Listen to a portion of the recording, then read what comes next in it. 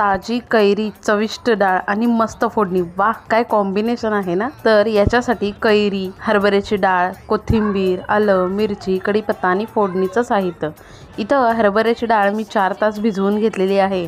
त्याच्यामध्ये आलं, मिरची आणि मीठ टाकायचं आहे। याला भरड असं वाटून घ्यायचं आहे, जास्त बारीक करायचं नाही आहे। आता याला मी एका भांड्यामध्ये काढून घेते। इथं मी ताजी कैरी खिसून घेतलेली आहे। याच्यातली अर्धी पहिला कैरी मी मिक्स करते। मला कैरी जरा जास्त आवडते त्याच्यामुळे मी जास्त टाकते। तुम्हाला जशी हवी आहे तशी तुम्ही टाकू शकता। तुम्हाला जर का माझी रेसिपी आवडत असेल तर एक लाईक नक्की करा आणि सबस्क्राईब करायला विसरू नका। आता इथं तेल गरम केलेलं आहे, त्याच्यामध्ये अर्धा चमचा मोहरी, थोडंसं जिरं, कढीपत्ता, हळद आणि हिंग टाकायचं आहे। खूप छान अशी ही फोडणी होते। गरम गरम फोडणी ओतायची आहे। चवीनुसार थोडीशी कोथिंबीर टाकायची आहे। ही कैरीची डाळ चैत्र महिन्याच्या हळदी कुंकवाला खास बनवली जाते। तुम्हीही नक्की ट्राय करा आणि रेसिपी आवडली तर एक लाईक नक्की करा।